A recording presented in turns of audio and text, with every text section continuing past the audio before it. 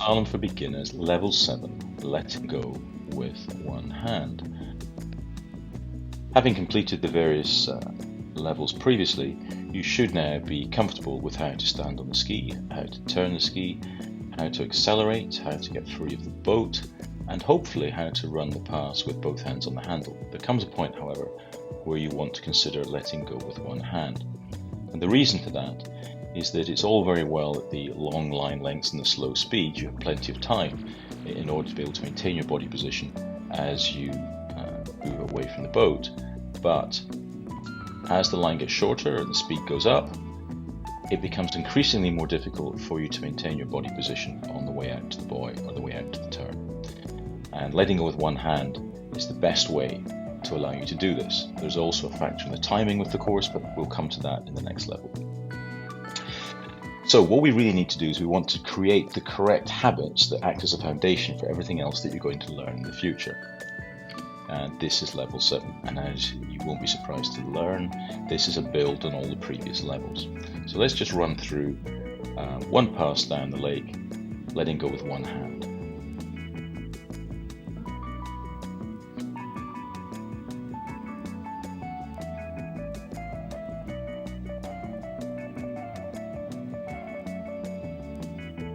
So the first thing is, when we're learning this, we're not going to spend any time going through the course itself. You want to get away from the course. Now, if your lake or loch like ours is particularly short, then you're going to have to shadow the buoys or start ahead of the buoys and turn before them. And you might only find for this particular exercise that you will only be able to do 4 or 5 turns.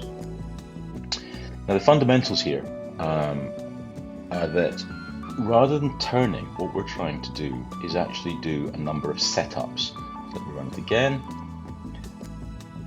So we might look like we're turning, but I'm not. What I'm doing is I'm doing a setup, collecting the handle, accelerating.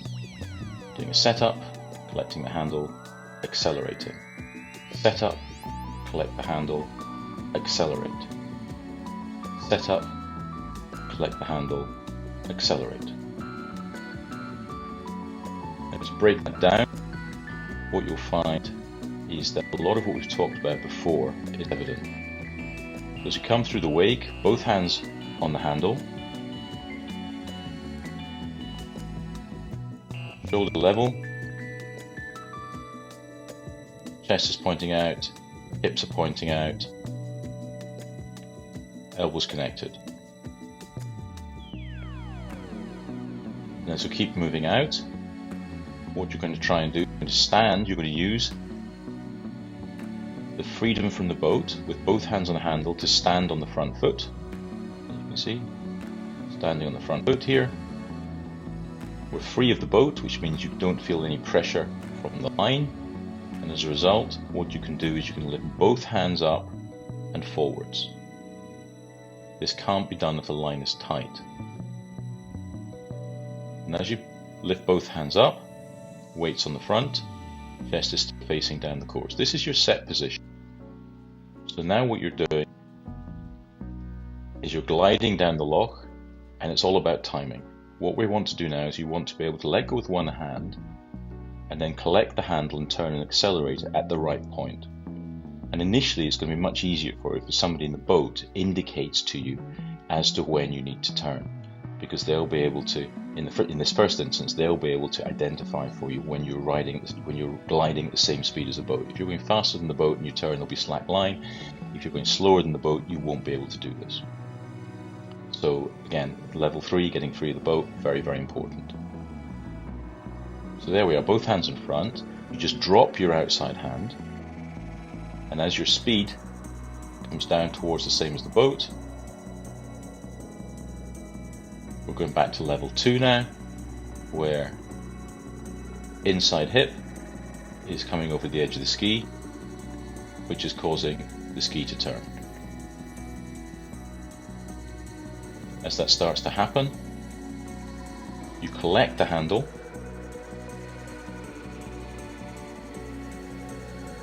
as soon as you collect the handle, before the boat pulls you, you lock in your elbows to the side of your vest. we are. And you'll remember from level 3 and 4 that when you've locked in, the acceleration point, the arm which controls your acceleration, is this back arm, where the pressure from the line ultimately comes down to the handle, and you want to feel it on that back arm against your lower ribs. This is where the acceleration comes from. And it happens primarily, that load is going to come on round about this point here, where you're about a couple of meters or so from the white water. So what's happening is this setup position that we've done is delivering you to this correct point to be able to accelerate. Elbows pinned to vest, accelerate across the wake. Land on the other side. Now all we're trying to do on the other side is use our connection with two hands, stand on the front of the ski, balanced,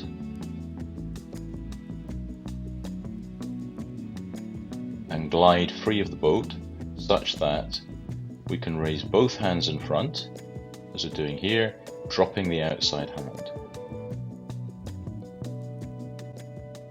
Now again, your coach in the boat is going to identify when you're at the right speed, so that from here, even though the rope is slightly slack, when you go to move your hip in, as is happening here, you can see that this hip is now moving over the edge of the ski, chest is still facing down course, facing out. The ski itself will rotate underneath me. Chest is still facing down course, the ski is already starting to come in. First thing that I do before the line goes tight is I pin elbows to my vest, so that when the line finally comes tight, the pull, about couple of meters out, the pull here comes there, and so in effect I feel myself being pulled from the lower half of my body, not my shoulders. And now I can lean and I can accelerate in order to go as fast as I want across the wakes. Come to the other side, just use the speed I've created in order to be able to come out wide. Stand on the front foot again, bring arms up. Remember, chest is facing out, hips are facing out, shoulder level. When I'm at the same speed as the boat, and that's been identified by whoever's in the boat, then what will happen is my hip is going to move over the inside. Remember, this is level 2, which will cause the ski to turn.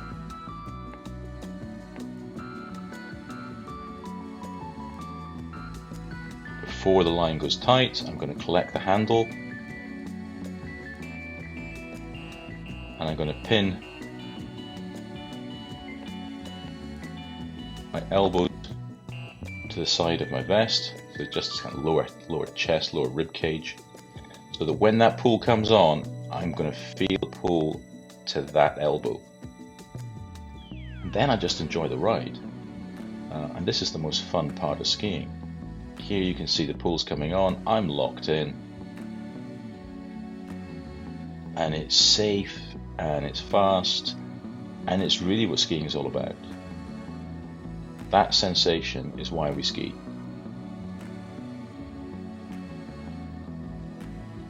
And then we just do the same again.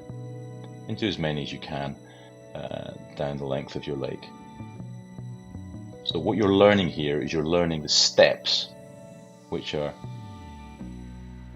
two hands, get on the front to get up on the front of the ski, hands in front, drop the outside hand when there's still no pull from the boat, and before the boat starts to pull you, you collect the handle, move the inside hip over your edge of your ski to turn it, so that when the boat starts to pull you, your elbows are pinned to the side of your vest, and you can now accelerate through the wake in the correct position, nicely balanced and aligned as we had from level 1, chest up, shoulders back. Now, there are, you will spot some challenges to this, and this is some examples of perhaps what you see a lot of the time when someone doesn't quite understand what they're meant to be doing when they're letting go with one hand. So that's letting go with one hand, but it's significantly different. And the problem here is that in this particular situation, what tends to happen is skiers are letting go with one hand in order to turn. And hopefully from what I've said previously, you understand that that's not what this is about. You don't let go with one hand in order to turn. You let go with one hand in order to set yourself up so that you can deliver yourself to the correct space to be able to accelerate. Now in this situation, what you see is that the elbow has never really been pinned to the vest. So that's our level 1, level 2 situation. So I'm not standing correctly on the ski, and I haven't got my chest up, haven't got my shoulders back, haven't got my elbows pinned, which means I don't accelerate, so I'm not going as fast. So when I go through the wake, I collapse, and I collapse because the pull is coming from my shoulders rather than from my lower rib cage. Now I'm not going as fast because I haven't accelerated, which means I don't get as free as the boat, free from the boat. So I don't have much time to set myself up for this next setup and turn. Because I'm thinking that letting go with one hand is for turning, then what tends to happen is you jackknife, you stand on the back of the ski to slow down to turn, grab the handle,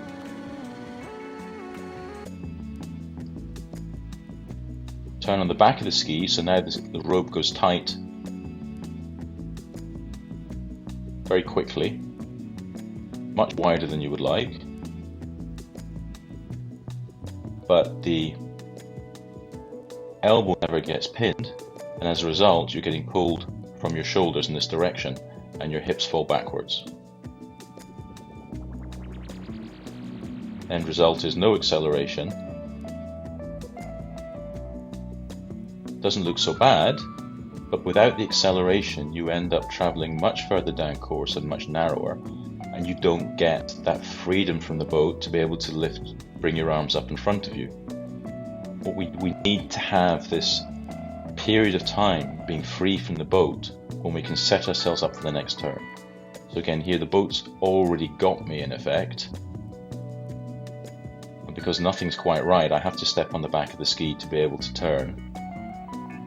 Grab the handle, shoulders are now unlevel, my hips are already dropping back, turning on the tail of the ski. So anything after here is just an emergency in effect to try and hold position so that I don't fall. And here you can see the end result of that is you get pulled by the shoulders through the wake, rather than from your elbow here. So there's no acceleration. It's also dangerous. If you're going to fall, this is how people fall, because they are not connected at the waist. So that's true. So once you've established how to do this by bringing both hands in front, the next step you can do is to try some passes where you just lift the one arm rather than two. As you can see, come through the same again, one arm out, one arm out, collect, arm up, hip comes over the side, accelerate, arm up, hip comes over the side to accelerate. A nice way of thinking about this position, and we discussed it previously in level 3, is that you lift this arm up, your chest is still facing out, shoulders are still facing out, hips are still facing out, and to turn, your inside hip comes in. What you want to try and think about is, as that hip comes in and you collect the handle, that in effect your elbow here, you'd like your elbow, think of it as though it's being velcroed to the lower part of your vest, and this elbow as well. We know the pressure is going to be felt through that particular elbow. So once you've collected the handle and you've got your elbows pinned to your vest, almost like they're velcroed, you just don't want them to move, and you want to feel that acceleration, that force coming down the rope to that elbow. That's what's going to result in that position that allows you to then accelerate from here. This is the point at which the boat's really exerting its load on you, and you have to be in the right position for this. So these setups are all about delivering you to this position so that you can gain full advantage of that acceleration to slip across the wake and just enjoy the ride.